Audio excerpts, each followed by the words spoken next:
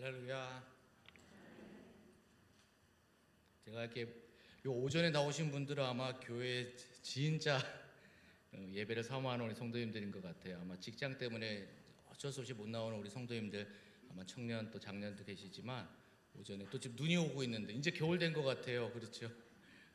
눈이 와서 아마 조금 우리 어르신들이나 권사님이나 이렇게 오시기가 힘드셨을 텐데 새벽 기도부터 너무 애쓰셨습니다. 두 번째 날이고 또 주님의 은혜를 이렇게 기대합니다. 아까 우리 찬양하고 오늘 아까 저기 성가대가 없어서 그걸 없는 줄 알았어요. 근데 너무 아름다운 찬양 주님께 들려서 너무 좋습니다. 아까 말씀하신 그 계시록이 그 3장이잖아요. 볼지어다 내가 문 밖에 서서 두드리노니 아까 기도하셨는데 누구든지 내 음성을 듣고 문을 열면 내가 그에게로 들어가 그로 더불어 먹고 그는 나와 더불어 먹으리라. 여러분 거기에 어느 화가가 그림을 그렸는데 예수님이 문을 두드리는데 바깥에 문에 손잡이가 없어요. 손잡이는 안에만 있어요. 이 구절 자세히 보시면 예수님은 문을 여실 수 있는 분이세요. 우리 삶을 주관하실 수 있는데 우리를 로봇처럼 어떤 동물처럼 대하지 않으시고 인격적으로 대하시니까 성령이 말할 수 없는 탄식으로 근심으로 기도하시는 것처럼 예수님께서 문을 두드리지만 이 계시록 구절을 보면 문을 여는 사람은 안에 있는 사람이에요. 누구든지 내 음성을 듣고 문을 열면. 그래서 주님이 두드리실 때에 우리가 문을 열어야 돼요. 아니면 하나님께서 예수님께서 기다리세요. 주님 강권적으로 하실 수 있고 또 우리를 죽음에서 건져내시지만 기다리시는 것 같아요. 저는 여러분 아이들이 막 뛸 때 엄마 눈 안에 이렇게 있잖아요. 그래서 아장아장할 때 넘어지고 일어설 때도 계속 지켜보지요. 안 보는 것 같아도. 그래서 스스로 일어나게 하지만 혹시 낭떠러지에 간다든지 차도로 나갈 때는 탁 아버지가 이렇게 손으로 낚아채듯이 주님이 우리를 지켜주시지만 이렇게 지켜보시는. 또 여러분 아이들이 막 뛰어가다 딱 넘어지잖아요. 요즘 어린 자녀들이 많으신 것 같은데 무릎이 딱 다쳐도 자기 아픈 무릎을 볼까요? 아니면 돌아서서 엄마 얼굴을 볼까요? 엄마를 봅니다. 그래서 엄마가 웃고 있으면 울지 않는데 엄마를 보잖아요. 그게 하나님 아버지와 우리 자녀들의 관계가 아닌가. 그래서 오늘 이 말씀 가운데서도 저를 통해서 또 성령께서 주시는 말씀이 여러분에게 두드리실 때 여러분이 문을 여셔야 돼요. 사실은 여러분이 순종하고 여러분이 이 예배당 문을 나갈 때 하나님 주신 말씀들을 좀 적용하고 또 이렇게 믿음으로 살아가면 너무 좋을 것 같습니다. 오늘은 하나님의 자녀가 되자 이렇게 했는데 베드로전서 1장 4절에 보면 이런 구절이 있습니다. 이로써 그 보배롭고 지극히 큰 약속을 우리에게 주사 이 약속으로 말미암아 너희가 정욕 때문에 세상에서 썩어질 것을 피하여 신성한 성품에 참여하는 자가 되게 하려 하셨느니라. 신성한 성품, 영어로 divine nature, 어떻게 보면 신의 성품, 하나님의 성품에 참여하는 자가 되라. 이게 베드로가 성령의 감동으로 이 말씀을 썼습니다. 하나님의 성품이 있다는 거지요. 우리가 하나님을 닮아서 하나님의 형상으로 창조돼서. 여러분 가까운 가족이나 친구 중에 그 사람의 성품에 대해서 말할 수 있는 사람이 있습니까? 우리 남편은 이런 사람이야. 우리 아들은 이런 사람이야. 아니면 우리 목사님은, 아니면 우리 집사님은 이런 사람이야. 어떤 사람의 성품, 성격일 수 있죠. 말할 수 있겠죠. 재밌는 사람, 부드러운 사람, 여러 가지 말할 수 있겠지요. 좀 안 좋으면 다혈질이라고 말할 수도 있겠고, 성격이 급하다든지 성품에 대해서 말할 수 있는데 성품을 말할 수 있다는 것은 그 사람과 관계가 있고 그 사람을 안다는 거거든요. 여러분 제 성품을 한 어제 오늘 이틀 봤는데 그렇겠지 이렇게 할 수 있지만 잘 알기는 쉽지 않을 수 있습니다. 왜냐하면 강단에선 저가 아니라 저에 대해서 가장 잘 아는 사람은 사실 저 아내와 저희 자녀들이겠죠. 저희 가족이 말하는 제가 진짜 제가 아니겠습니까? 그러면 영어 한번 쓰기 쉬운 영어 친구인데 영어로 친구가 뭐죠? 프렌드잖아요. 프렌드. 우리 친구하자. 프렌드인데 우정이 있어요. 우정은 영어로 뭔지 아십니까? 우리 청년들 계십니다. 프렌드쉽이에요. 영어에서 그 SHIP 프렌드쉽이 붙으면 우정이 돼요. 동료 펠로우거든요. 영어로 동료들. 근데 교제는 펠로우십이에요. 제자가 영어로 디사이플이거든요. 근데 우리 예수 전도 YM에서 사실 제자 훈련학교를 시작해서 많은 교회, 우리 대덕 한백교회도 이 DTS라는 이름을 많이 쓰는데 그 앞에 그게 discipleship이에요. 그러니까 disciple은 제자라는 뜻이에요, 영어로. 근데 ship, ship가 붙으면 제자도 뭐 이렇게 돼요. 친구 얘기해 드릴게요. 제가 오늘 처음 만나서 여기 우리 성도님과 저 비슷하고 우리 친구 하십시다. 프렌드 할 수 있죠. 악수하면서 우리 친구 하십시다. 근데 여러분, 프렌드십, 우정은 바로 되지 않아요. 우정에는 두 가지가 필요해요. 오늘 바로 만나서 우리가 우정이 있다고 말할 수는 없거든요. 우리 이제 친구 하십시다. 우리 동료 하십시다. 그럼 프렌드십, 우정에는 뭐가 필요할까요? 두 가지가 필요합니다. 시간이 필요하죠. 또 하나 뭐가 필요할까요? 친구랑 오래 1, 2년, 여러분 가족하고 5년 지낸다고 하고 같은 직장 동료에 5년 있다고 해도 시간만 보낸다고 우정이 쌓이진 않죠. 자주 만나고 저는 또 한 가지가 뭐냐면 친밀감이 있어야 되죠. 그게 우리가 우정이라고 말하거든요. 여러분, 예수님이 바로 제자를 부를 때 저는 말씀 보면서 너무 이게 좀 재밌었습니다. 예수님께서 3년 공생애 하시면서 이렇게 말씀 안 하셨습니다. 베드로야, 요한아, 내가 3년 인턴십을 해보고 너를 제자로 삼을지 안 삼을지 그때 결정할게. 보통 직장에서 하는 거잖아요. 예수님께서 갈릴리에서 베드로를 부를 때 바로 뭐라 그랬죠? 내가 너를 사람을 낚는 어부가 되게 하겠다. 예수님은 바로 제자로 부르셨어요. 그 사람이 어떠함에 상관없이 제자로 삼으시고 가룟 유다까지도. 그 다음에 3년은 제자도를 가르치면서 어떤 제자가 되는가 하는 주님의 훈련이지, 내가 3년 인턴십 해보고 너 제자로 할지 안 할지 내 마지막에 하늘나라 가기 전에 결정하겠다 하지 않았죠. 저는 이 부분을 우리 성도님들께 도전드리고 싶습니다. 우리 다 예수님의 제자들입니다. 여러분, 예수 그리스도를 주로 고백한 사람은 여러분이 부흥에 와서도 내가 하나님의 자녀인가 아닌가 제자인가, 여러분 그것은 악한 사단이 주는 생각입니다. 우리 다 하나님의 제자입니다. 아멘이세요? 예수를 그로 고백한 사람은 다 제자입니다. 그러면 이제는 우리의 질문은 내가 제자입니까 아닙니까가 아니라 어떤 제자가 될 것인가죠. 어떤 집사가 될 건지, 어떤 장로님이 될 건지. 그래서 3년의 시간은 예수님이 제자를 훈련하는 시간이지, 예수님이 그 사람의 능력이나 실력이나 상학을 인턴십을 한 게 아닙니다. 그래서 여러분, 그 사람에 대해서 알려면 시간과 친밀함이 필요하고 주님은 제자로 부르시고 그 제자를 알아가는 시간들이 있었습니다. 여러분, 최근 경험한, 여기서 이 설교 시간이니까 답을 하지 않으셔도 되는데, 하나님의 성품은 무엇인가요? 여러분 경험하고 있는 하나님의 성품. 여러분, 하나님을 알려면 이 두 가지 우정에 대한 것 동일하지 않아요? 하나님과 시간을 보내야 되고 하나님과 친밀함이 있어야 그분의 성격을 알죠. 어제 목사님들하고 이렇게 식사하다가 여러분, 우리 침례교회 이동훈 목사님 아세요? 참 저도 존경하는 목사님이고 최근에 뵌 적은 없지만 제주 열방대학의 간사들 전체 말씀도 전하러 오래전에 오셨는데, 이동훈 목사님 말씀 한번 인용할게요. 제가 집사님을 할까요? 전도 장로님을 할까 하다가 그냥 우리 부목사님으로 할게, 이해해 주세요. 장로님으로 해야 되는데, 이동훈 목사님은 장로님인데 천국에 가면 두 종류의 사람이 있대요. 예수님 딱 알아보고 예수님 하고 막 달려가서 예수님을 껴안는 우리 성도님들이 많은데, 어느 집사님이고 어느 장로님은 천국에 가서 예수님을 못 찾는 거예요. 누가 예수님이지? 저분이 예수님이라니까 막 가가지고 예수님께 그 집사님이, 집사님들 우리 시험 들지 마세요. 집사님이 인사하시는 거예요. 예수님 처음 뵙겠습니다. 말씀 많이 들었습니다. 그 이동호 목사님, 여러분 지금 뭘 말씀하는지 아세요? 이 세상에서 하나님과 교제하고 시간 보내고 친밀함이 있는 사람은 천국 가면 그 하나님을 바로 알아볼 거예요. 근데 우리가 예수 믿고 구원 받았지만 여러분, 우정도 그렇고 가족도 그렇고 여러분 살아가는 사람들 시간과 친밀함이 있어야 그분을 알죠. 사람끼리도. 근데 하나님과 지금 우리가 새벽기도 나오고 말씀 보고 묵상하고 기도하는 이유가 있다면 그분과 함께 시간을 보내고 그분과 친밀감을 가지면 우리 하늘나라 가면, 재밌게 표현한 거지만 이동원 목사님 말씀처럼 처음 뵙겠습니다. 말씀 많이 들었습니다. 그래서 여러분, 하나님 성품 지금 한번 말씀하실 수 있겠어요? 내가 아는 하나님 이런 분이야. 이거 되게 친밀하고 개인적인 표현이잖아요. 최근에 여러분 경험만 하시는 하나님은 너무 크시니까 우리 하나님을 다 안다고 할 수 없지만 내가 경험하는 하나님은 그 하나님의 성품은 어떠세요? 어떤 분은 하나님은 사랑이십니다. 어제 제가 마이 스토리, 나의 이야기 얘기했잖아요. 목사님이 사랑이래요. 그게 아니라 최근에 그러면 경험한 이야기가 있어야죠. 내가 외롭고 힘들었는데 새벽 기도에 주님이 찾아와 주시고 나에게 말씀을 통해서 위로해 주셨습니다. 하나님은 위로하시는 긍휼이 많으신 분이십니다. 이게 나의 이야기거든요.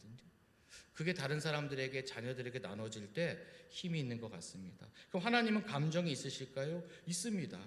창세기 6장 6절에 땅 위에 사람 지으셨음을 한탄하고 마음에 근심하시고, 이런 구절이 있거든요. 우리 신학적으로는 그냥 여러분 듣고 넘어가세요. 뭐 영어로도 엔트로포모피즘이라고 신인 동형 동성설, 하나님은 우리처럼 손과 발이 있지 않고 영이시기 때문에 하나님이 안으신다든지 뭐 나의 손을 댔다든지 하는 어떤 인간적인 표현이라고 신학적으로 얘기하지만 그 상관없이 하나님이 한탄하고 마음에 근심하셨다는 구절이 있고요. 여러분 에스겔서 6장 9절에도 그들이 우상을 섬겨서 하반절에 내가 스스로 한탄한다, 이렇게 하나님이 감정을 표현하신 구절들이 있습니다. 여러분 스바냐 3장 17절 제가 한번 읽어드리면 여러분 너무 잘 아는 구절, 너희 하나님 여호와가 너희 가운데 계시니 그는 구원을 베푸실 전능자시라, 그가 너로 말미암아 기쁨을 이기지 못하시며 너를 잠잠히 사랑하시며 너로 말미암아 즐거이 부르며 기뻐하시리라. 하나님은 기뻐하시는 분이시잖아요. 하나님이 우리와 같다는 뜻이 아니라 사실 우리가 하나님을 닮은 거죠. 하나님은 감정이 있으신 분이십니다. 그래서 제가 제주도에서 젊은 친구들에게 강의를 하는데, 여러분 한번 답해 보세요. 내 인생의 중요한 진로 기도할 겁니다. 누구랑 결혼할까요? 여러분 기도 안 하겠습니까? 이 여자분, 이 남자하고 내가 결혼할까 아닐까? 어느 대학을 갈까? 인생의 중요한 시점에 여러분 하나님 이게 무슨 뜻입니까? 그게 말씀을 통해서든 영적 지도자를 통해서든 주님 내적인 확신이나 아니면 정말 너무 갈급할 때는 정말 이 여자가 맞는지 아닌지 한번 착 말씀해 주십시오. 막 기도 양털 시험하고 싶듯이 기도하잖아요. 우리가 하나님께 주의 뜻을 구하는 기도를 하는데, 제주도에서 디테스 강의를 하는데 젊은 친구가 중간에 찾아온 거예요. 간사님 오늘 내가 무슨 옷을 입을까요? 기도해야 될까요 말까요? 오늘 아침에 치마 입고 올지 빨간 옷 입고 올지, 우리 저기 성도님 노란 옷 너무 예쁘게 입고 오셨는데 기도할까요 말까요? 너무 고민하는 거예요. 여러분 오해하지 마십시오. 교회니까 우리가 하나님의 음성을 듣는 뭐 이런 법들 YM에서 강의하는데 하나님께 뜻을 구하는 방법이겠죠, 표현하면. 오늘 카톡이 왔어요. 카톡에 응답을 할까 말까요? 물어보시는 분. 오늘 아침에 이 말씀잔치 올 때 주님 내가 주님 앞에 나가는데 어떤 옷을 입을까요? 주님께 기도하고 물어보신 분 있으실 수 있죠. 근데 그 학생이 이거 해야 돼요 안 해야 돼요? 인생의 중요한 결정은 당연히 하지만 여러분 제가 어떻게 대답했을까요? yes, no? 해야 된다? 손 들지 마세요. 해야 됩니까? 안 해야 됩니까? 오늘 제가 넥타이를 맬까 안 맬까? 제가 목사님께 다 물어봤어요. 계속 넥타이를 매야 되나요? 했더니 올해부터는 이렇게 안 매도 된다 그래서 제가 여기 젊은 친구들하고 있어서 아주 자유롭게 다니는데 그래도 오늘 이렇게 왔습니다. 제가 대답을 어떻게 했는 줄 아세요? 그 젊은 21살 자매님한테, 자매님 저는 자매님이 부럽습니다. 여러분 제가 무슨 말을 하는지 아시겠습니까? 저 딸이 있거든요. 24살이고 키 170 돼가고 너무 예쁘고 지금 피팅 모델 아르바이트하고 너무 예뻐요. 저의 DNA를 받지는 않았어요. 우리 집사람이 저랑 키가 거의 같거든요. 동갑이고 저희 집사람하고 저하고는 초등학교 3학년 때 같은 반 친구였어요. 와, 10살 때 같은 반 친구예요. 같은 교회, 같은 중학교, 같은 중고등부. 나 회장 부회장, 고등학교 회장 부회장. 부모님, 장모님 다 저보 잘 알고. 그래서 친구로 지낸 시간이 참 많아요. 그리고 나서 결혼도 한지 지금 한 30년 돼가요. 와, 그럼 한 28년 결혼 생활을 하고 있는데 그 전에 초등학교 3학년 10살 때부터 같은 반 친구였어요. 좀 용서해주고 들으세요. 근데 날로 새로워요. 하나님이 왜 여자를 만드셨는지 모르겠어요. 가끔 저렇게 기도할 때 있어요. 하나님은 한 성으로 하나님 만드실 수 있잖아요. 왜 남자만 만들지? 아니면 그냥 아예 여자만 만드시지? 왜 이렇게 외계인을 만드셔가지고. 인앤아웃이라는 디즈니 애니메이션이 있는데 이게 마음속에 그 생각을 말하는 건데, 저는 참 뭐 그런 단어 가정 세미나는 아니니까 그렇게 친구로 막 지내다가 뭐 하면 집사람이 당신은 왜 내 말을 못 알아듣네요. 막 피곤하대요. 그럼 저는 그래요. 쉬어. 피곤한데 쉬지. 오늘 뭐 힘든데 어떡할까? 입을 옷이 없대요. 그럼 나가지 마. 그래서 너무 많이 싸워갖고 나중에 인앤아웃이란 그런 비디오나 또 상담을 받게 가정 상담학교나 이런 걸 하면서 제가 이제 알았어요. 여자의 말은 그대로 듣고 답하면 안 된다. 그래서 제가 이제 결혼 28년 차니까 좀 뭐가 생겼어요. 근데 요즘도 안 돼요. 왜 내 말귀를 못 알아듣냐고 계속. 그래서 하나님이 왜 이런 종족을 만드셨을까 생각이 들고, 근데 집사람이 또 어떤 얘기하면 요즘은 제가 이런 표현을 해요. 얼굴 그랬구나. 바로 답 안 하죠. 피곤하다 그러면 그랬구나 안 하고 무슨 뜻일까? 이 뭐라고 대답해야 되지? 잘 생각하고 대답하게 되죠. 근데 제가 왜 부럽다고 했냐면 저희 딸이 지금 24살인데 여러분, 딸이 가끔 나갈 때 저랑 친해요. 저희 딸이 아빠 오늘 나가는데 아빠 치마 입을까 바지 입을까 할 때 여러분 24살 성인이 물어볼 필요가 없어요. 뭘 입어도 예뻐요. 우리 딸은 날씬하고. 근데 제가 아빠한테 물어보면 야 너는 다리도 예쁘고 오늘 날씨가 좋으니까 치마 입으면 좋겠어. 여러분 제가 육신의 아빠한테 너무 기쁘죠. 그 딸이 물어볼 필요가 없거든요. 그 물어본다는 건 뭐죠? 아빠와 친밀감이 있는 거죠. 그래서 내가 이렇게 물었을 때 자매님 이거는 여러분 카톡에 응답할까요 말까요? 오늘 여러분 교회 나오실 때 어떤 옷을 입을까요? 주님께 그래도 한번 기도해보고 마음에 어떤 뜻을 기다리는 게 여러분 그게 율법적인 게 아니라 저는 그런 권사님 집사님 계시다면 그분은 하나님 아버지와 친한 분이에요. 인생의 중요한 결정만 가지고 올라가면 하나님은 CEO죠. 결제하시는 하나님. 혼자 내 마음대로 막 살다가 누구랑 결혼할까요? 어떤 대학 갈까요? 그래서 이거는 친밀함의 문제죠. 오늘 오전에는 주로 우리 결혼하신 분들, 어르신들, 또 중직자들 분명히 나오셨을 거예요. 아니면 아예 어린 자녀들 왔으리라 생각해서 여러분 하나님을 알아가는 것이 주님과 더 친밀함의 시간이 되면 좋겠어요. 근데 한국이 참 쉽지 않은 게 뭔지 아세요? 육신의 부모님을 통해서 하나님을 투영하니까 우리 한국 사회가 참 부모님에 대한 상처가 많아요. 특별히 저희 세대들이 다 무조건, 왜냐하면 완벽한 부모는 없으시니까. 그런 것 때문에 하나님 아버지를 보기가 좀 쉽지 않지만 오늘 그런 얘기를 좀 하고 싶어서 그랬습니다. 우리는 하나님을 닮아서 하나님의 인격이 우리 안에 있어요. 지정의, 자의시, 동물에게 있지 않은, 동물도 IQ가 있지만 우리는 창조할 수 있고 완전히 하나님의 형상을 닮았고, 근데 우리가 하나님은 있으시지만 우리가 절대 하나님을 할 수 없는 게 있어요. 인간이 하나님을 되려고 하는 게 모든 이단이고 그것은 사단이죠. 우리가 하나님을 닮았지만 그래서 우리가 지정의가 있고 선택할 수 있고 창조할 수 있죠, 제한적으로. 근데 절대 할 수 없는 게 뭔지 아세요? 우리는 무한하지 않아요. 그리고 우리는 무소부재하지, 어디든 있지 못하고 우리는 전지하거나 전능하지 않아요. 그건 하나님만이 하실 수 있는 거죠. 근데 우리가 또 되어야 되는 게 이게 하나님의 성품이에요. 뭐냐면 사랑, 거룩함, 지혜롭고 신실하고 공의롭고 자비롭고 인자하고 선하고 친절하고, 이거 다 하나님의 성품이에요. 우리가 그것을 닮아가는 거죠. 성경에서는 그거를 그리스도의 장성한 분량으로 자라간다, 그렇게 표현한 거잖아요. 성화라고 신학적으로 얘기할 수 있겠지만, 근데 좀 마지막으로 한번 도전드리고 싶은 건 하나님과 관계에서만 나오는 이름들이 있어요. 이거는 혼자 절대 되지 않아요. 뭔지 아세요? 하나님 아버지라고 부르면 그거는 그냥 아버지는 혼자 아버지는 누가 있음을 전제로 하는 게 아버지예요. 자식이 있어야 되죠. 하나님을 내가 아버지로 부르자, 이건 관계의 이름이에요. 하나님을 아버지로 부르면 나는 아들이든 딸이에요. 자녀가 없는 아버지가 어디 있어요? 하나님을 왕으로 부르면 우리는 뭐예요? 하나님의 백성이죠. 신하죠. 하나님을 주님, 로드라고 하는 건 주인이라는 뜻이에요. 마스터. 하나님을 주님이라고 부르면 우리는 하나님의 신하든 종이죠. 서번트죠. 하나님을 구원자라고 부르면 우리는 구원받는 사람이고, 하나님은 우리의 상담자라고 부르면 보혜사 성령이 사실 카운셀러, 상담자거든요. 하나님이 우리를 상담하시는 분이면 우리는 피상담자죠. 근데 성경에서 예수님은 우리를 친구라고도 부르셨죠. 그럴 때 우리는 친구죠. 이것은 관계의 이름이죠. 기독교의 이 관계는 너무 중요해요. 하나님과 어떤 관계가 있는가, 이 모든 것은 하나님을 나타내는 관계죠. 아버지시고 왕이시고 주인이시고 구원자시고. 그래서 하나님을 절대 이 박스 안에 가두지 않으시면 좋겠습니다. 오늘 이제 창세기 말씀으로 좀 들어가고 싶은데, 창세기에는 하나님의 이름이 2번 나와요. 2가지 나와요. 여러분 많이 아시는 것처럼 엘로힘과 여호와인데, 오늘 목사님께서 읽어주신 장소 2장 아까 읽었던 거기 처음으로 여호와 하나님이라고 처음 나와요. 그래서 엘로힘과 여호와 하나님, 창세기 1장 1절 태초에 하나님이 천지를 창조하시나 그 하나님은 여호와라는 단어가 없어요. 그 하나님은 히브리어로 엘로힘이에요. 그리고 오늘 읽었던 2장에 처음으로 인간을 만드실 때 하나님이 처음으로 여호와라는 이름을 쓰세요.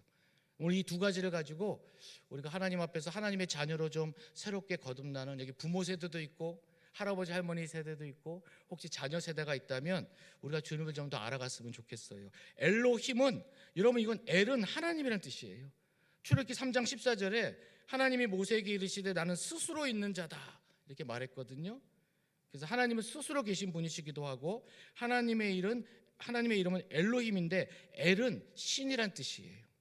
여러분 바알 할 때 바엘, 그 엘도 하나님이에요. 신이란 뜻이에요. 바알도 신이란 뜻인데 엘로힘은 복수형이에요. 히브리어의 힘은 복수예요. 그래서 엘로힘은 하나님들, 하나님의 이름에도 벌써 창세기 1장 26절에 하나님이 이르시되 우리의 형상을 따라, 우리, 그러니까 성삼위 하나님, 이 복수의 하나님의 이름이 나와 있죠. 그래서 하나님의 이름이 엘로힘. 세상을 창조할 때는 엘로힘을 썼어요. 성삼위 하나님 이렇게 설명하는 거 여러분 오해하지 마십시오.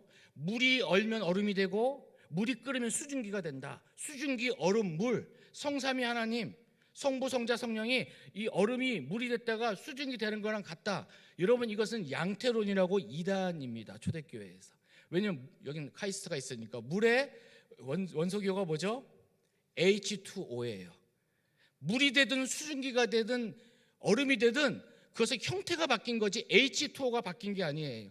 근데 성삼위 하나님은 과학으로 증명할 수가 없어요. 세 분의 인격이 달라요, 여러분. H2O가 바뀐 게 아니라고요. 물이 수증기가 되고 얼음이 된 게 아니에요. 성부 하나님이 계시고 성자 예수님이 계시고 성령님이 계신데 근데 또 한 분이래. 이게 트리니티. 하나님께 가면 우리가 알게 될 거예요. 근데 그 세 분은 질투하심도 없고 서로 시기도 없고 아들은 아버지께 온전히 순종하고, 여러분 요한복음 말씀처럼 아버지는 아들을 사랑하고 성령은 성부와 성자를 또 존중하고, 우리가 그 관계를 하나님 앞에 가면 만날 것 같아요. 그래서 엘로힘은 하나님이라는 복수의 뜻이 히브리에도 들어있지만 그 하나님이 창세기 1장에 6일 동안 세상을 창조한 하나님이에요. 저는 능력이 하나님이라고 조금 표현하고 싶어요. 그게 다는 아니지만.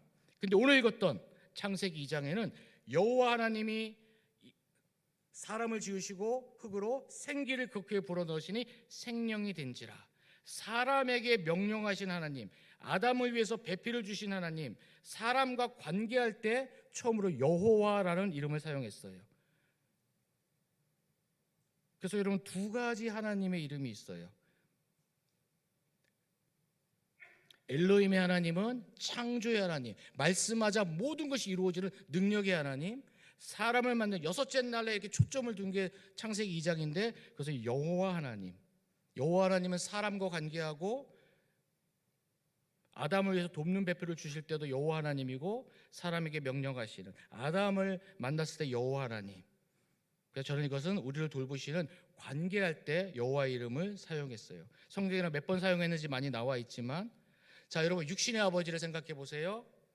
능력이 있고 사랑이 있는 아버지, 이 두 가지가 있으면 완벽해요. 저는 어릴 때 야구를 너무 좋아했어요.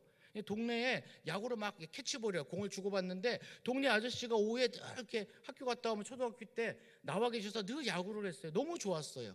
너무 친했어요. 우리 아버지는 공무원이라 늘 바쁘셨거든요.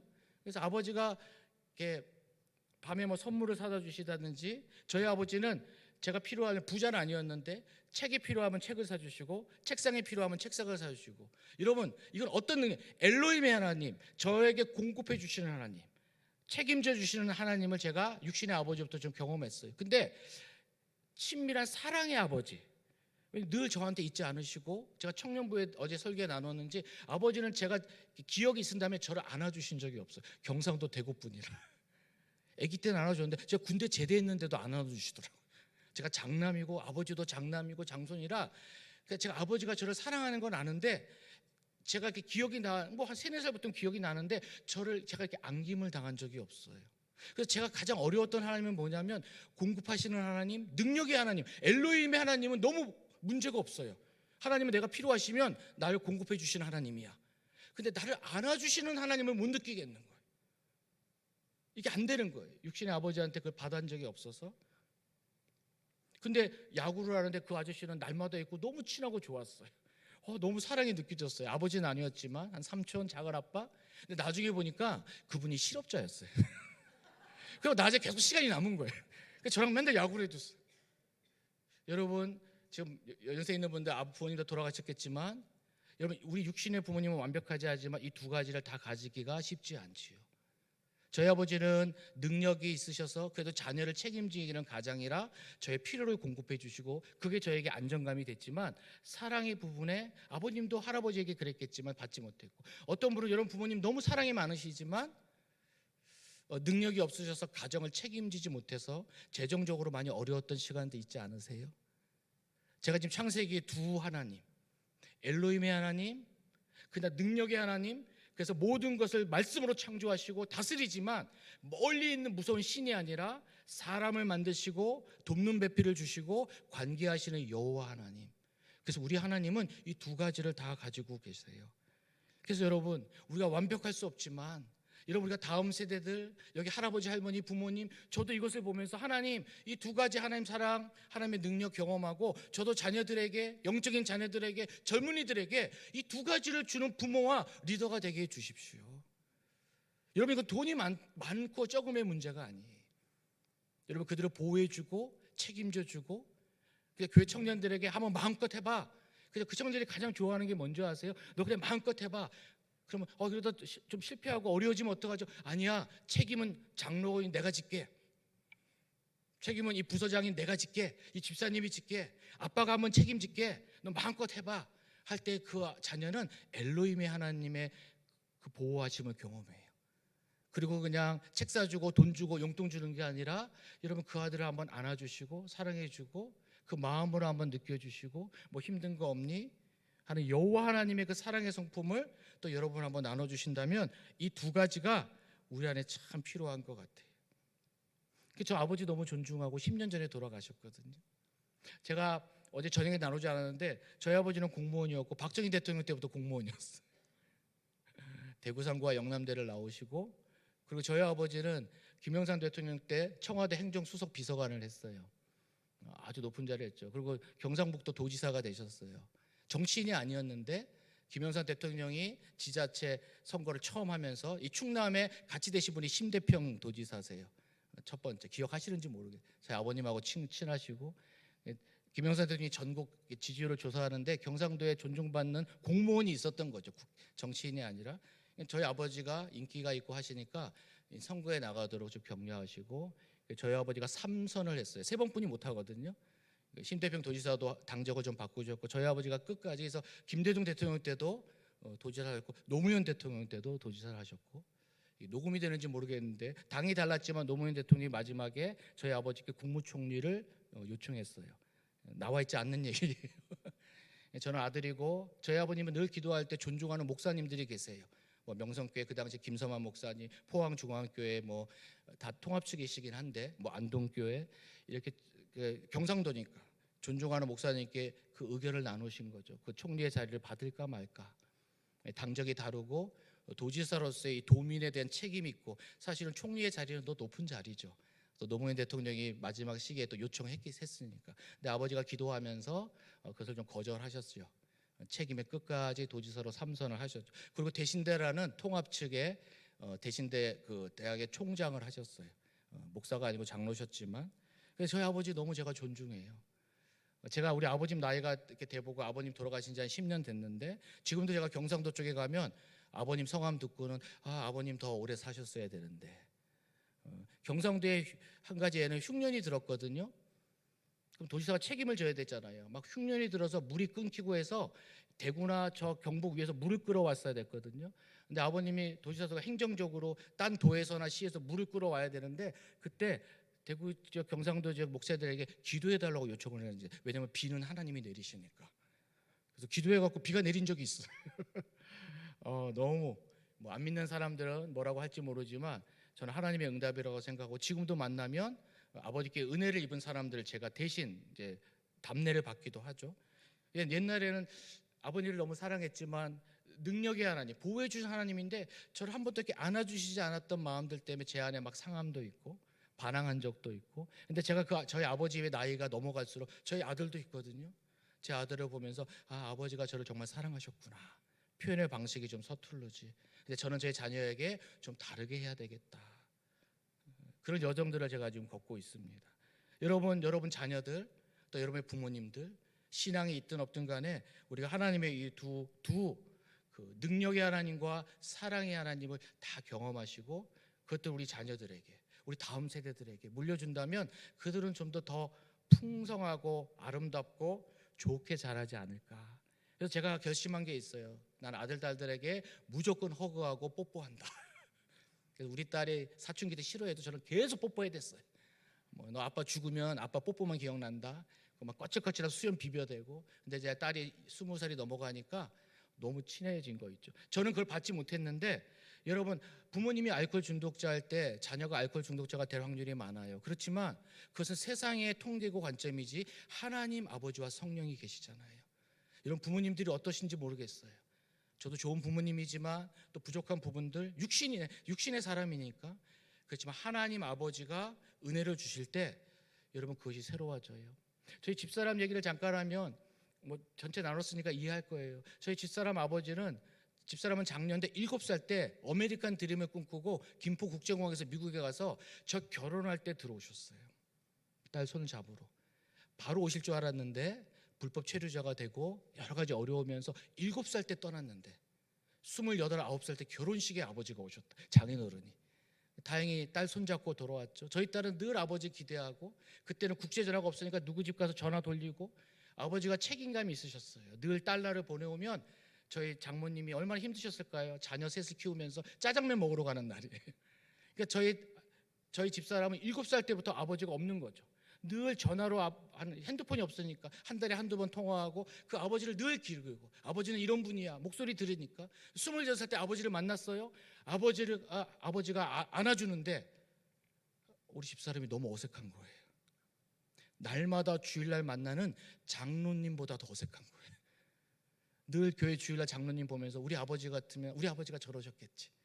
교회 장로님들 너무 인자하시고 또 사랑해 주시니까 그 꿈을 계속 가졌는데, 막상 아버지와 떨어진 그 몇 년입니까? 7살에 가서 28살, 21년 한 번도 보지 못하고 전화로만, 유선 전화로만 하다가 아버지도 너무 기뻐서 안 왔겠지만 너무 어색한.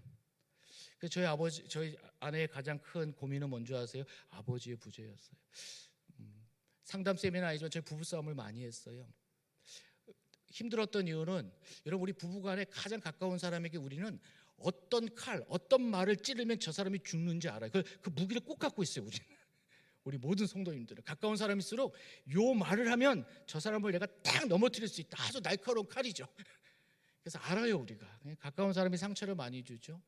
제가 느끼기로 우리 집사람이 저를 남편이 아니라 아빠로 원하는 거예요. 자꾸. 제가 부부싸움 할 때 이렇게 말했어요. 내가 너 남편이지 아버지냐.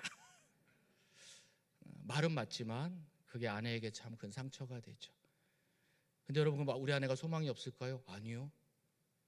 하나님의 은혜 받고 하나님 아버지를 통해서 그것이 회복될 수 있음을 알아가고, 그래서 지금은 너무 기쁘게 장인 어른과도 가졌던, 장인 어른에 대한 마음의 섭섭함이 많았는데 아내가 아버지는 그래도 날마다 재정을 보내주고 책임을 다하는 아버지셨구나. 어느 날 용기가 생긴 거예요. 건강해지니까. 그 아버지를 한번 만나서 얘기를 하게. 제가 옆에 있었거든요. 사위인데. 근데 아빠 책임을 다해 주셔서 너무 고마웠어요. 근데 저 너무 슬프고 아빠 보고 싶어서 힘들었어요. 아빠에게 그 얘기를 했어요. 용기 있게.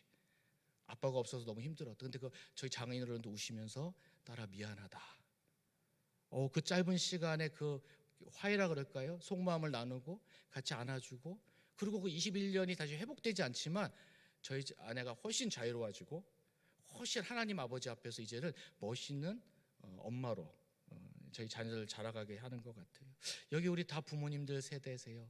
여러분, 부모님들, 육신의 부모님이 어떻든 간에 그분 때문에 그렇게 말씀하죠. 그 블레임이거든요. 누구 때문에가 아니라 이제 하나님 아버지 앞에서 여러분, 능력의 하나님, 사랑의 하나님, 이 두 하나님을 다 경험하시면 너무 좋겠어요. 아까 관계를 나눌 때 왕이신 하나님, 아버지 하나님, 주인이신 하나님, 여러분 이 모든 하나님이 다 하나님이에요.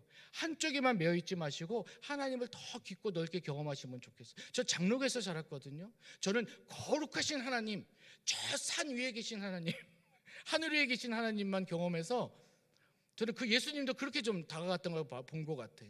근데 제가 YM에 와서 너무 많이 바뀌었어요. 여러분 예수님 어땠을 것 같아요? 제가 한 예를 드릴게요. 저 이렇게 생각했어요. 제자들을 두씩 보냈는데 제자들이 여러분 귀신 쫓아내고 막 돌아왔잖아요. 막 너무 흥분해서 예수님, 스승님, 우리가 예수님의 이름으로 기도했더니 귀신이 떠나가더이다. 예수님이 뭐라고 그랬죠? 나도 안다. 하늘에서 사단이 번개같이 떨어지는 거 봤다.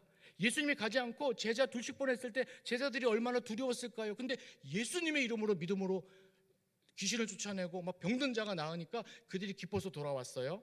자, 그때 예수님이 어떻게 했을까요? 여러분 성경에 저는 장로교에서 자랐거든요. 1번 예수님이 하얀 옷을 입고 보통 다리가 땅에 닿지 않아요.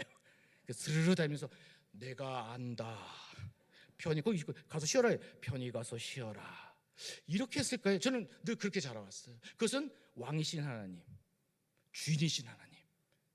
근데 여러분 저는 친구의 예수님을 몰랐던 거예요. 예수님이 그랬을까요? 예수님과 제자의 나이 차이가 얼마였을까요? 여러분 사도 베드로는 제자로 부름받았을 때 결혼했을 가능성이 더 많습니까? 적습니까? 베드로는 결혼했습니까? 안 했습니까? 어떻게 합니까? 시몬의 장모가 열병에 걸렸습니다. 그 구절은 예수님 사역 초기에 나옵니다. 예수님이 결혼시켰다는 말이 없습니다. 성경에 안 나와 있지만 베드로는 제자로 부름받을 때 이미 결혼했을 가능성이 있습니다. 시몬의 장모가 있으니까. 예수님이 좀 형벌일 수도 있겠지만 대부분 여러분 나이 차이가 예수님 30살에 공생에 시작하셨잖아요. 그러면 여러분 자기 사랑하는 제자들이 동생 같은 아우 같은 사람들이 여러분 동생들 두세 살 어린 세네 살 어린 동생들이 하나님이시지만 예수님의 이름으로 귀신 쫓아내고 오면 어떻게 했을까요? 제가 좀 죄송하지만 젊은이들 해볼게요. 하이파이브 했을 것 같아요. 베드로야 나 너 할 줄 알았어. 안아주고 뒹굴고 야 내가 저기 바다에서 고기 잡아놨다. 내가 구웠어 먹어. 예수님 그러지 않았을까요? 나는 안다. 저기 가서 편히 쉬어라. 그리고 스르르 이렇게. 여러분 예수님을 우리가 얼마나 편협되게 아는지. 여러분 이것이 경망하거나 불경하다는 뜻이 아니라 예수님과의 친밀함 가지시면 너무 좋겠습니다. 그래서 오늘 마지막으로 두 가지 도전드리면 우리의 두 가지 감정이 있는데 여러분 두려움과 외로움입니다. 여러분 두려움은 왜 두려운 줄 아세요? 사물이 두려울 수도 있고 사람이 두려울 수도 있어요. 왜 두려움이 생길까요? 여러분 10대 아이들이 요즘 일진이나 폭력을 하는 사람들 애들을 만나면 왕따만이 아니라 막 폭력을 당하잖아요. 학교 폭력을. 왜 걔네들이 두려워할까요? 그 일진들을. 학교에서 막 저희 땐 짱이라 그랬는데 왠지 아세요? 두려움의 대상이 힘이 있기 때문입니다. 나를 때리니까. 여러분 그 10대 때는 그게 제일 무서운 거예요. 나를 왕따시키니까. 여러분 학교 폭력이 너무 심하죠. 여러분 재정 때문에 걱정이 있습니까? 돈이 두려운 거죠. 재정에 걱정이 있으면 저도 있어요. 왠지 아세요? 돈에 힘이 있기 때문입니다. 돈이 있어야 어떤 걸 할 수 있고 돈이 있어야 병원에 가고 돈이 있어야 아들 학비를 대니까 걱정이 생기는 것. 두려움은 그 두려움의 대상에 힘이 있기 때문입니다. 그래서 하나님을 경외해야 되는 것, 더 직접적으로 두려워해야 되는 이유는 창조주 하나님이기 때문이기도 하지만 다른 것을 두려워하지 않으려면 그 두려움을 없애려고 하지 마시고 더 두려워할 존재, 더 힘이 있으신 하나님을 의지할 때 두려움이 없어집니다. 여러분 1월 1일 날 포항 호미곶하고 성찬 일출봉에 사람이 밑에 가득해요. 왠지 아세요? 일출 보러 가려고. 예수 믿는 사람은 해를 뜨는 걸 보면서 하나님이 저 해를 만드셨구나. 와 너무 아름다우시다고 하나님을 찬양하는데 거기서 모든 대부분 사람 뭐 하는 줄 아세요? 해에서 우리 아들 대학 가게 해주세요. 왜 돌, 해, 별에다 경배하는 줄 아세요? 왜 무당하게 찾아가죠? 그것에 힘이 있다고 믿기 때문에 그렇죠. 그래서 여러분 어떤 두려움이든 사실은 그 두려움은 여러분 하나 재정 때문에 걱정해요. 제가 좀 과격하게 예를 해볼까요? 여러분 하나님보다 돈이 힘이 있다고 믿는 겁니다. 사실은 너무 과격해서 죄송합니다. 저도 마찬가지입니다. 우리의 믿음이 아니에요. 저 믿음이 있지만 걱정이 아니요. 하나님이 말씀하시면 재정을 공급하신다. 믿는다면 여러분 두려움이 없죠. 저는 여러분 지금 28년 동안 월급을 받지 않은 선교단체에 있습니다. 사람들은 어떻게 살아갈까? 몽골에 강의를 불러도 늘 자비량으로 가는데 한 십몇 년, 제가 몽골을 2003년에 갔거든요. 이제 뭐 말씀 강의를 불렀어요. 근데 그때 몽골은 지금 비행기가 좀 많이 있지만 대한항공하고 몽골항공뿐이 없거든요. 3시간만 가는데도 100만 원이 나와요. 거기서 강의를 초청한 거예요. 와달라고 몽골 형제들이. 근데 제가 걱정해요. 100만 원이 없는 거예요. 비행기 값이. 막 두렵고 걱정이 되는 거죠. 근데 제가 이런 생각도 못하고 캠퍼스에서 제주 열방에서 예배를 드리는데 주님은 전능하시다. 주님 한 분만으로 나는 만족해 찬양하다가 제가 갑자기 이런 마음이 들었어요. 어떤 마음이 드는지 아세요? 그때 와, 내가 100만 원이 큰 돈이죠. 근데 내가 하나님이 100만 원도 공급하지 못하는 쪼잔한 하나님으로 내가 만들고 있구나. 제 걱정이 큰 거지만 갑자기 예배드리다가 하나님은 정말 크신데, 엘로힘의 하나님인데, 그리고 나를 사랑하시는 여호와 하나님인데 내가 이 100만 원이 없어서 걱정하고 있구나, 못 가겠구나. 하나님을 100만 원도 못 주시는 하나님을 내가 쭈그러뜨렸어요. 예배 때 그 마음이 주시면 제가 회개를 많이 했어요. 여러분, 하나님 재정 안 주실 수도 있어요. 그렇지만 하나님은 100만 원의 하나님이 아니죠. 천지를 만드신 하나님이죠. 여기 혹시 재정에 고민이 있으세요? 건강에? 관계에? 아무도 그것은 안 된다고 말하는 분 있으세요? 여러분, 그 걱정을 잠깐 내려놓고 더 두려워할 대상, 경외라고 말하죠. 성경에서는 하나님을 두려워하는 삶을 사십시다. 그러면 하나님만을 두려워하잖아요. 다른 게 두려워지지 않아요. 그래서 여러분, 두려움이 혹시 있으신 분, 여러분 다시 한번 주님께 나아가서, 저는 그런 간증들이 참 많아요. 그래서 제가 재밌는 간증 하나 해도, 로렌 커닝의 목사님이라고 우리 YM을 만드신 분이 얼마 전에 88세로 돌아가셨어요. 그분의 간증은 너무 놀라워요. 그냥 믿음으로 사시는 거예요. 그냥 비행기 표가 없는데 주님이 어디 가라고 말씀하시면 공항을 막 나가요. 간증을 들어보면. 여러분, 비행기 표가 없는데 인천공항 갈 수 있어요? 대전에서 KTX 타고? 그 인천공항을 나가면, 한국분은 아니지만 나가면 진짜 그 간증이에요. 너무 놀라운 분이시니까. 나가면 어떤 분이 갑자기 그래서 로렌 커닝의 목사님이십니까? 예, 맞습니다. 하나님이 어떤 기도하는 마음 주셔서 하나님께서 로렌 커닝의 목사님께 이런 헌금을 하라고, 이게 비즈니스 티켓이고 이것은 헌금입니다. 그리고 비행기를 타세요. 와, 어떻게 저런 일이 있지? 근데 저는 말씀하시면 인천까지 나가는 것도 믿음 아니에요? 여러분, 김포도 아니고 제주도도 아니고 태국을 가야 되는데 표가 없어. 근데 주님이 가라는 확신을 주셨어요. 막 말씀을 통해서 믿음으로 가라. 제가 어제 서 있는 게 아니라고 그랬잖아요. 갔어요. 그럼 저는 어떻게 되는지 제가 솔직하게 나누는 거예요. 저는 인천공항에 밤까지 기다려다 그냥 집에 올 가능성이 많아요. 여러분, 간증은 좋지만 간증은 수학 공식이 아니에요. 저나 여기서 어떤 목사님이 와서 간증을 해도 그 간증에, 여러분, 그 간증은 거기서 역사하시는 하나님을 보는 거고, 그 하나님은 우리 한 사람 한 사람을 아시기 때문에 다르게 역사하실 수 있죠. 제가 좋은 예를 드릴게요. 여러분, 부엌칼이 있어요. 식칼이. 할머니들 계시죠? 손자, 3, 4살짜리 손자가 할머니가 막 도마질하는 거 보고 그 칼을 달라고 막 얘기해요. 장난감인 줄 알고. 주는 할머니 있습니까? 없습니까? 그러면 애가 막 달라고 하는데 할머니가 안 줘. 나중에 그 손주가 뭐라는 줄 아세요? 할머니 미워. 그래서 줘요, 안 줘요? 자, 그럼 질문할게요. 언제 주십니까, 그 칼을? 언제 주세요, 칼을? 칼을 다룰 줄 알 때. 제가 깨달았어요. 주님이 저에게 열방대학을 막 축복하는데 열방대학의 재정의 간증은 어마어마해요. 뭐 중국 지하교회가 집회 맞추고 제 사무실을 두드리더니 이 열방대학에 와서 머물렀는데 하나님의 대학이라 그들도 핍박받고 못 사는 중국 지하교회가 돈을 막 2,000불, 200만 원을 모아서 막 헌금하고 가고 막 5천만 원 헌금. 열방대학의 간증은 제가 너무 많은데 주님이 제 개인적으로 재정의 축복을 안 해주시는 거예요. 주님, 제가 대표인데 죄송합니다. 좀 뽀대나게 좀 이렇게 간사들도 후원하고 이렇게 해야 되는데 주님 왜 저는 재정을 공급 안 해주세요? 로렌 커닝의 목사님 보세요. 그 비슷하게라도 좀 해주시면 좋겠는데. 근데 제가 깨달은 게 뭔지 아세요? 좀 전에 나온 비유예요. 주님, 여러분, 로렌 커닝의 목사님은요 100억을 줘도 그분이 망하지 않을 사람이에요. 그 100억보다 하나님을 더 경외하기 때문에. 저는 여러분, 죄송합니다. 오늘 밤에 제가 이제 호텔에 가 내일 한 번 더 말씀 전해야 되는데 제 유일한 통장 하나가 이제 돈이 들어오면 띵 올라와요. 카톡에. 그럼 딱 봤더니 100억이 찍혔어요. 오늘 밤에. 생각만 해도 너무 좋네요. 100억이 딱 찍혔어요. 주님이 내가 너를 사랑한다. 딱 찍혔어요. 여러분, 정말 죄송합니다. 오늘 밤에 찍혔어요. 제가 내일 여기 안 올 가능성이 많습니다. 너무 죄송합니다. 제가 우리 저기 담임 목사님 너무 죄송하고 저기 이정호 목사님께 연락드려서 저기 담임 목사님이 그냥 대체하시고 제가 그럴 거예요. 맞아, 내가 이렇게 살 사람이 아니지. 역시 주님은 나를 사랑하셔. 우리 가족 모두 데리고. 여러분 제 표현 아세요? 하나님이 아버지시면 가장 좋을 때 가장 좋은 것을 주신다. 여러분 부모님이고 할머니잖아요. 목숨까지도 줄 수 있잖아요. 손주, 저도 제 자녀에게. 여러분 이 하나님을 경험해야 돼요.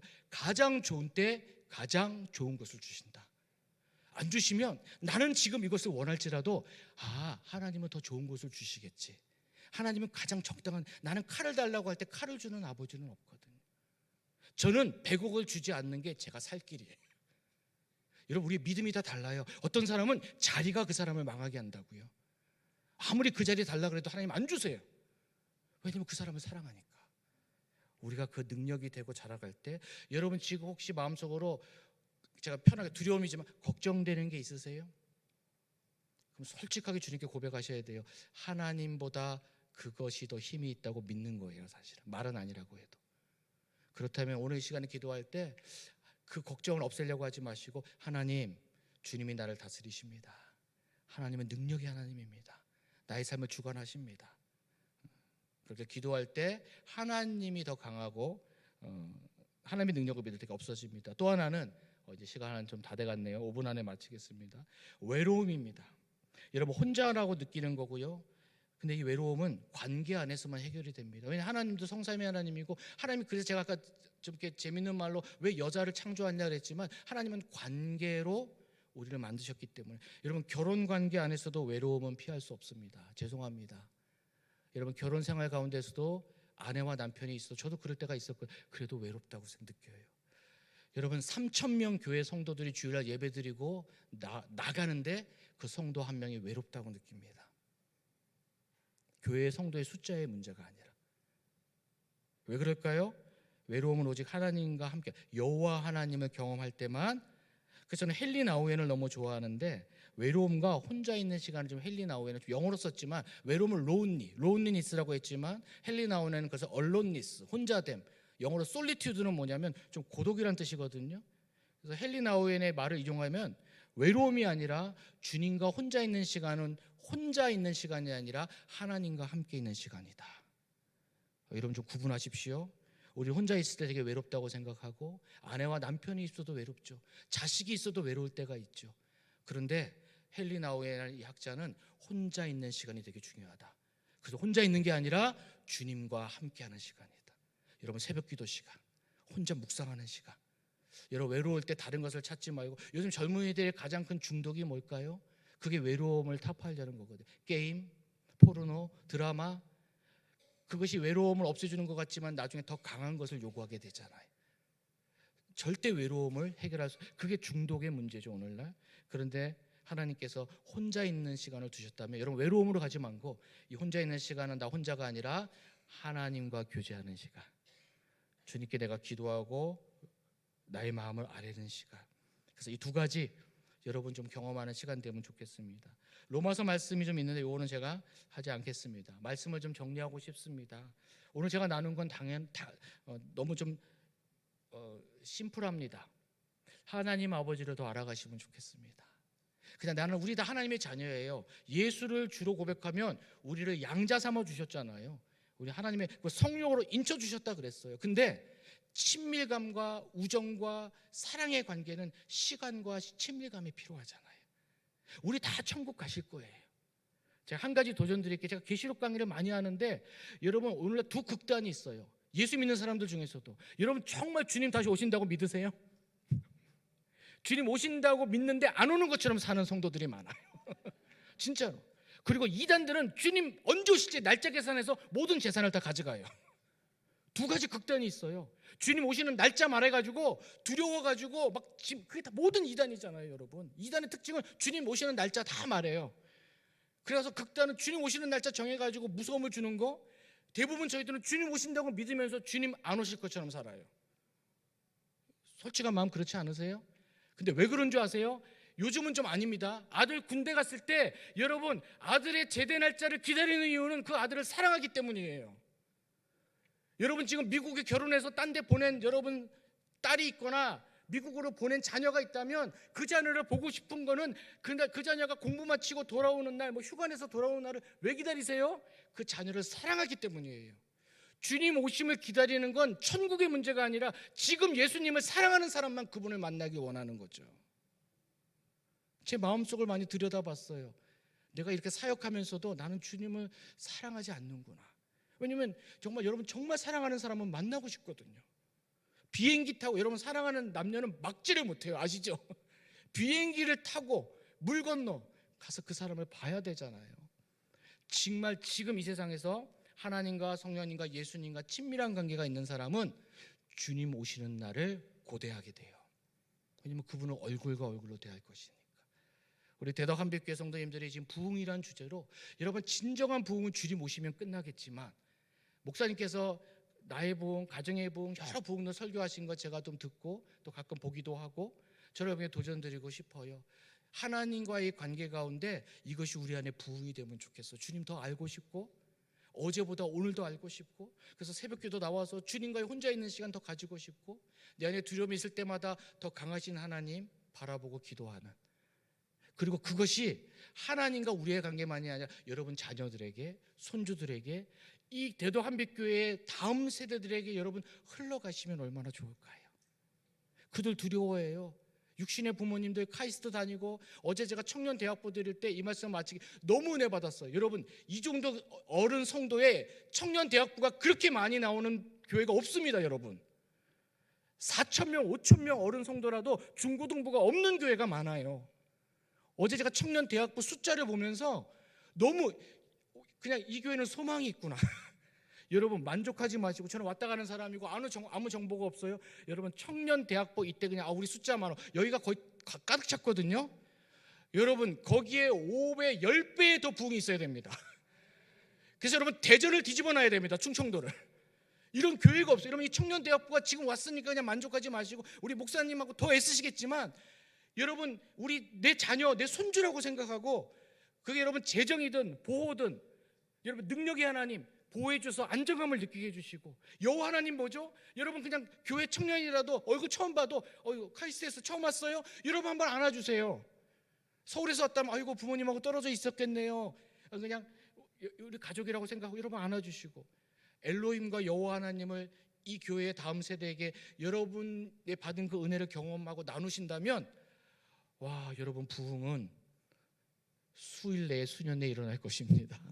저는 소망하고 제가 그것의 증인으로 저는 제주도 가도 지켜보겠습니다. 기도하겠습니다. 하나님 아버지, 정말 하나님은 엘로힘의 말씀으로 세상을 창조하신 능력의 하나님이고, 사람을 만드실 때 여호와 하나님으로 다가오셨습니다. 하나님 아버지는 우리를 보호하실 뿐만 아니라 또 우리를 사랑하시는 분입니다.